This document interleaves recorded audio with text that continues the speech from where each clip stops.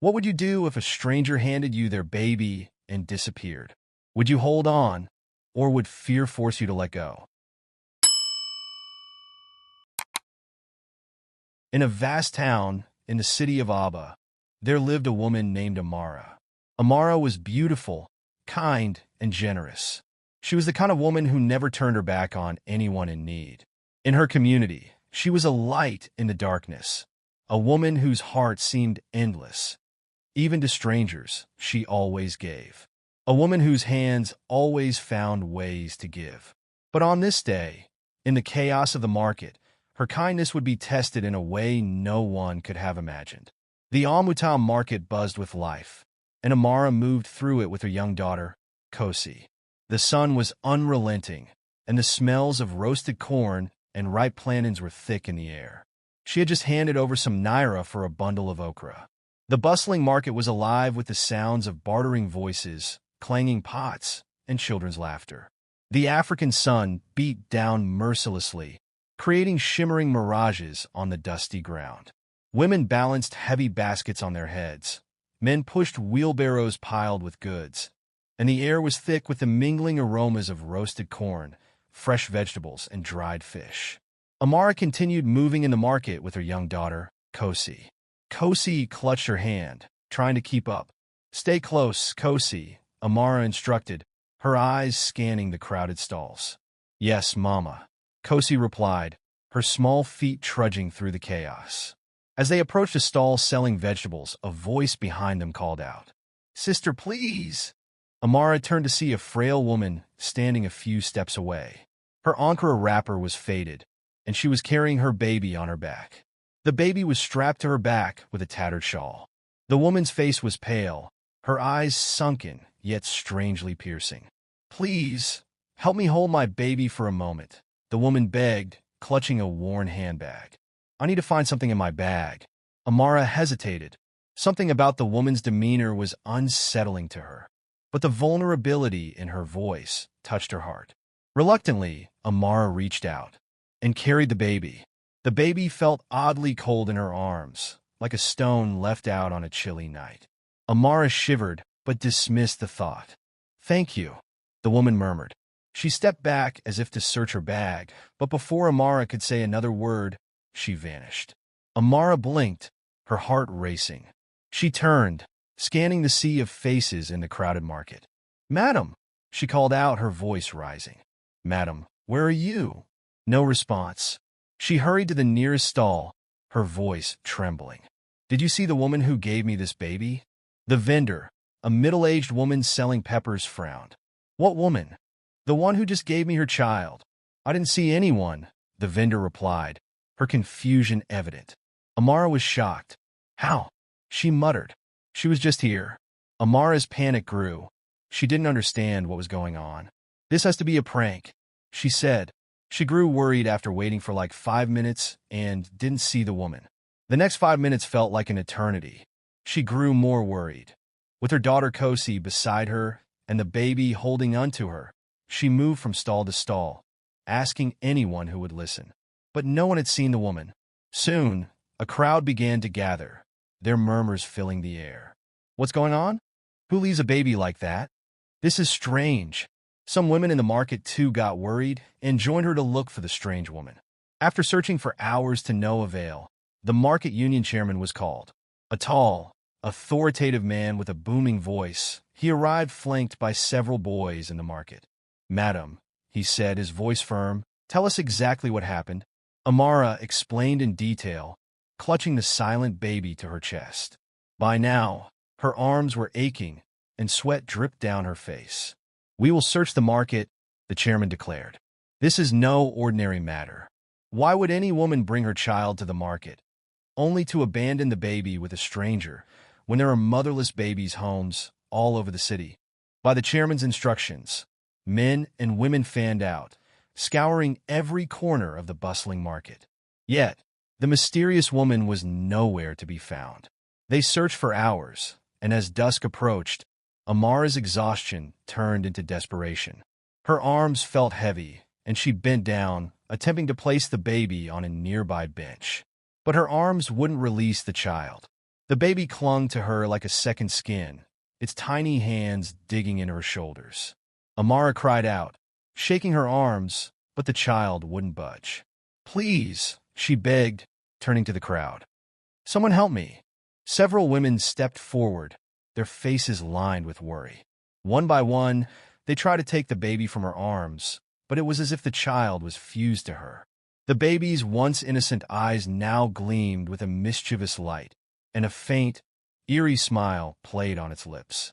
"This is not normal," an elderly woman whispered, crossing herself. Amara sobbed, her knees buckling under the weight of both the child and her terror. By nightfall, the market had descended into chaos. "We need a native doctor," someone suggested.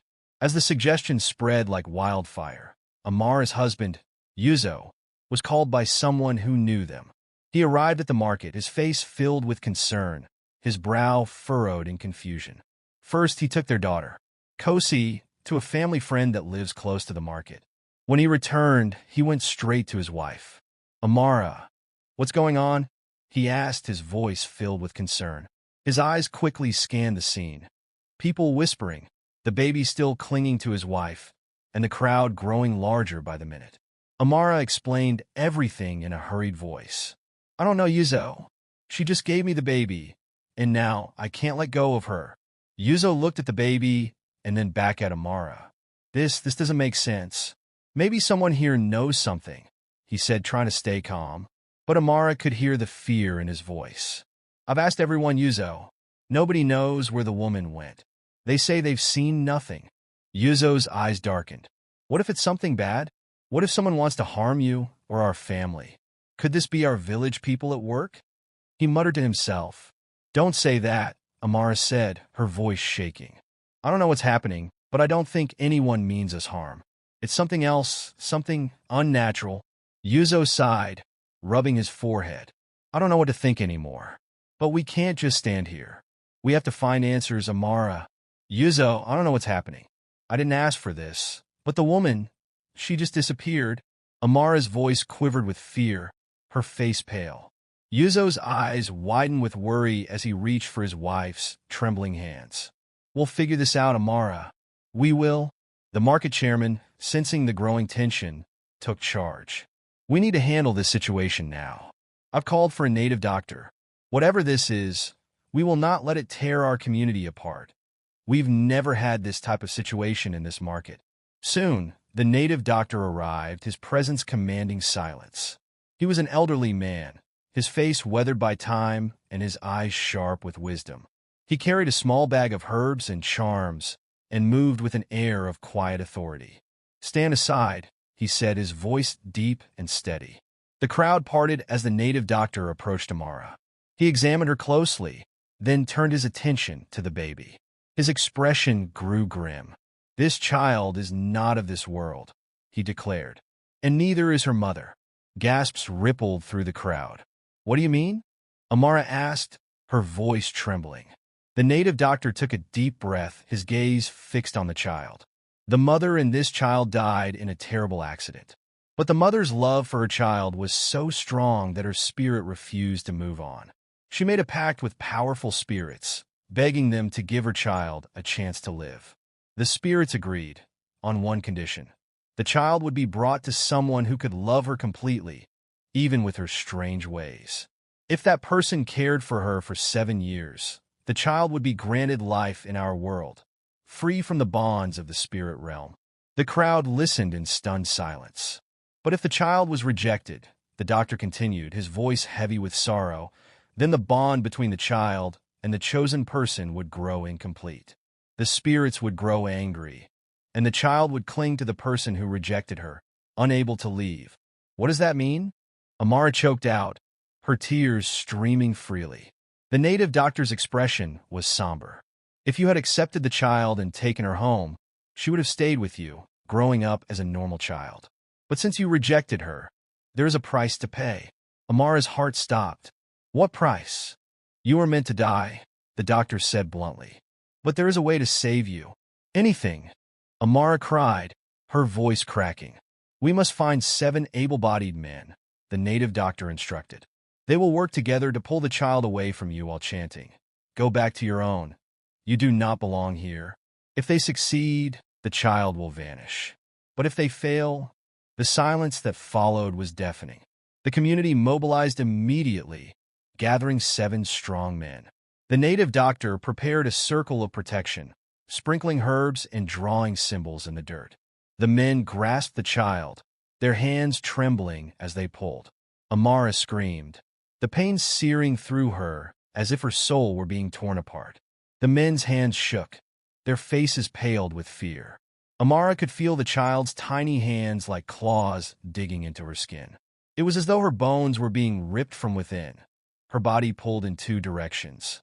"Please," she cried, feeling as though her chest might cave in. A terrible pressure built around her, as if the very air was being sucked out of her lungs. Her vision blurred, and she saw shadows moving, whispers that weren't from the men, but from something else. As the men pulled the child, the native doctor gave the signal. "Now, go back to your own. You do not belong here," the men chanted in unison. The baby let out an unearthly wail, its tiny form twisting and writhing. Finally, with a burst of light, it vanished into thin air. Amara collapsed to the ground, unconscious. When Amara woke, she found herself in a hospital bed, surrounded by concerned faces. "You fainted," a nurse explained gently. "But you'll be fine." Amara's mind swirled with memories of the night before. Had it all been real? That night, as she drifted into a restless sleep, she dreamed of the mysterious woman. The woman stood in a misty void, her eyes glinting with an eerie light. "I will be back," she said, her voice soft but chilling. Amara jolted awake, her heart pounding. She clutched her chest, realizing that while the ordeal had ended, its shadow still lingered. Thank you for watching. We appreciate every support from you, our beautiful family. If you haven't subscribed, please hit the subscribe button to see more amazing content from us. You can also hit the like button and share this story with family and friends. We love and appreciate you greatly.